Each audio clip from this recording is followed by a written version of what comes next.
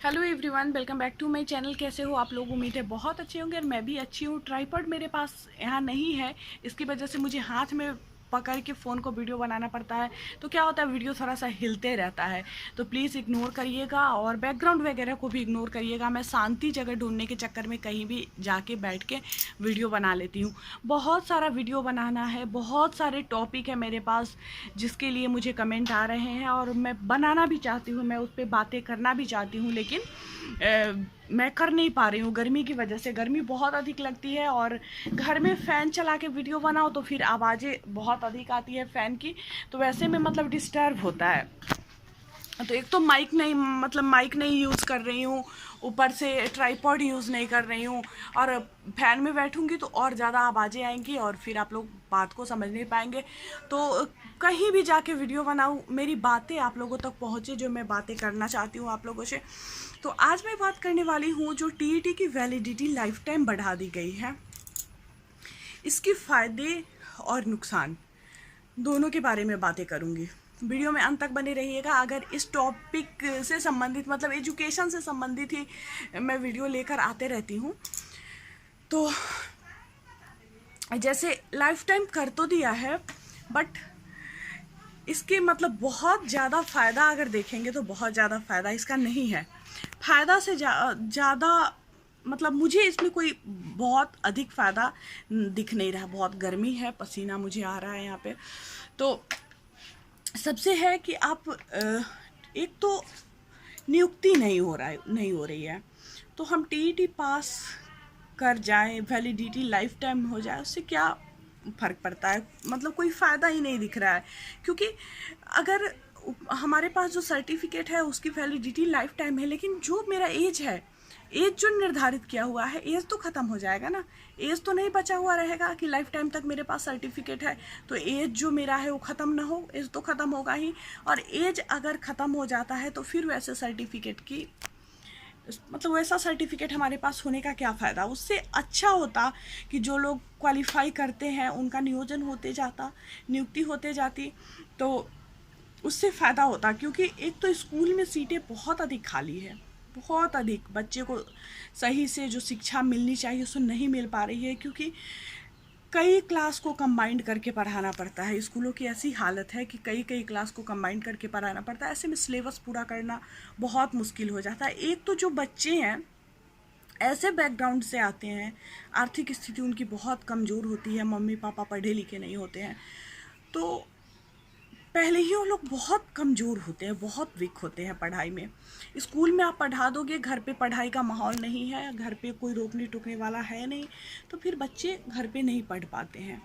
तो वैसे में अभी जो स्थिति है, जैसे अभी कोविड की वजह से स्कूल बंद है, तो जब स्कूल खुलेगी बच्चों की तो मतलब खुद का नाम लिखना तक भूल जाते हैं। ऐसी स्थिति उन लोगों की हो जाती है कि वो खुद का नाम लिखना भूल जाते हैं।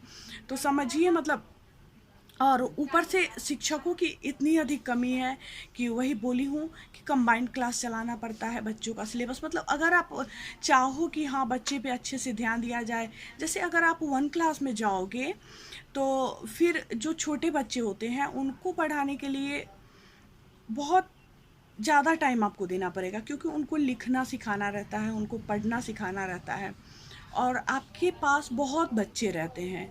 क्लास 1 हो गया, 2 हो गया, 3 हो गया, मतलब कंबाइंड क्लास। आप किसको देखोगे? आप छोटे बच्चे को लिखना सिखाओगे या बड़े बच्चे का सिलेबस कंप्लीट करोगे? मतलब बहुत बुरी स्थिति रहती है।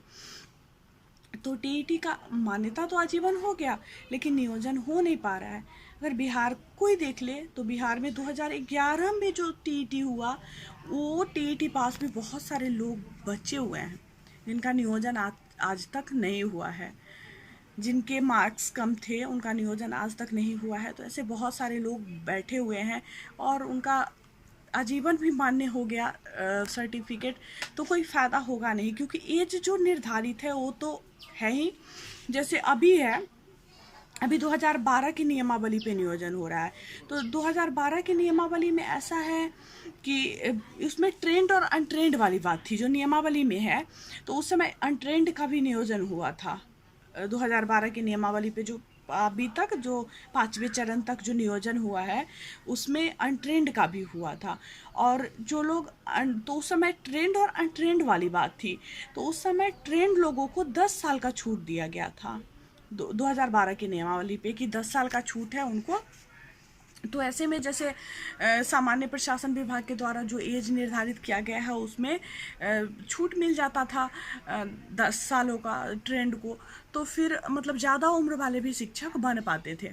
लेकिन अब जो नई नियमावली बनी है 2020 उसमें एज निर्धारित है। तो उतना अगर ये हो जाता है 37 साल उसके बाद लोग शिक्षक नहीं बन पाएंगे। तो हमारे पास हमारे सर्टिफिकेट का वैलिडिटी है लेकिन समय पे नियोजन नहीं हो रहा है, हमें नौकरी नहीं मिल रही है। तो फिर वो वैलिडिटी किस काम की, किसी काम की नहीं। फ़ायदा ये हुआ है कि लोग बार बार एग्ज़ाम देते रहते थे कि 7 साल मेरा वैलिडिटी ख़त्म होने वाला है तो फिर से एग्ज़ाम देना है। तो ऐसे में पैसे बहुत खर्च होते थे, मतलब फालतू में स्टूडेंट का पैसा खर्च होता था। तो वहाँ पे पैसे की बचत होगी। और एक और चीज़ जो 2020 के नियमावली में है, जैसे पहले वेटेज जो मिलता था मतलब कि इतना मार्क्स है तो उस पर 2 नंबर वेटेज, इतना है तो 4 नंबर, इससे ज़्यादा है तो 6 नंबर, इस तरह से जो वेटेज मिलता था उस वेटेज को भी 2020 की नियमावली में ख़त्म कर दिया गया है। तो ऐसे में अब ज़्यादातर लोग मतलब उतना अधिक जैसे पहले शामिल हो जाते थे हर सीटेट के एग्ज़ाम में, लोग जो क्वालिफाई रहते थे वो भी शामिल हो जाते थे क्योंकि लोगों को यही रहता था कि अच्छे मार्क्स से क्वालिफाई करें। तो इस चक्कर में लोग बैठ जाते थे एग्ज़ाम में और अच्छे मार्क्स वीडियो मेरा सेव हो गया था जो मेरे फ़ोन में स्पेस नहीं रहता है उसके कारण। तो वही मैं बता रही थी कि लोग बार बार सीटेट का एग्ज़ाम देते हैं या टीईटी का इसलिए देते हैं कि अच्छे मार्क्स, मतलब देते हैं नहीं बोलूँगी, देते थे कि अच्छा मार्क्स आएगा तो फिर ज़्यादा वेटेज मिल जाएगा। तो अब वेटेज भी ख़त्म कर दिया गया है 2020 की नियमावली में। तो मतलब बहुत सारे बदलाव हुए हैं, टीईटी आजीवन मान्य हुआ है। तो उससे मतलब आप लोग भी सहमत, आप लोगों का भी बहुत कमेंट आया उस पर कि मतलब इसका कोई विशेष फ़ायदा नहीं है क्योंकि ज़्यादातर लोगों का एज जो है वो ख़त्म हो गया है। जिनके अच्छे मार्क्स थे उन लोगों का नियोजन हो पाया जो अभी तक 5वें चरण तक जो नियोजन हुआ था उसमें। लेकिन अभी भी जिनका कम मार्क्स था वैसे बहुत सारे लोग नियोजन से वंचित हैं और उनके सर्टिफिकेट की वैलिडिटी होते हुए भी उनको नौकरी नहीं मिल रही है क्योंकि उनके मार्क्स कम है। और नियोजन, सबसे बड़ी बात कि नियोजन हो नहीं रहा है, इतने टाइम से नियोजन नहीं हो रहा है। तो ऐसे में मतलब जो टीईटी पास करके मतलब ऐसी स्थिति है ना कि जिससे भी पूछो ज़्यादातर लोग आपको अब मिलेंगे जो बीएड डीएलएड किए हुए हैं। तो बहुत ज़्यादातर लोग अब सीटेट टीईटी ये सब पास कर गए हैं। इतने टाइम से जो नियोजन नहीं हो रहा है तो स्वाभाविक है कि लोग एग्ज़ाम देते देते सारे पास करते जाएंगे। और भीड़ इतनी अधिक बढ़ गई है, भीड़ बहुत ज़्यादा बढ़ती जा रही है और नियोजन हो नहीं पा रहा है। हमेशा नियोजन होते रहता थोड़ा थोड़ा करके भी। तो ऐसे में लोगों को नौकरी भी मिलते रहती है, स्कूलों में सीटें भी खाली नहीं होती, बच्चे को अच्छा एजुकेशन भी मिल पाता, गुणवत्तापूर्ण शिक्षा की बात जो होती है वो भी मिल पाता। तो यही सब बातें थी, मैं सोची थी आप लोगों से बात करूँगी, कई दिनों से सोच रही थी लेकिन गर्मी की वजह से मन नहीं कर रहा था कि बात करूं।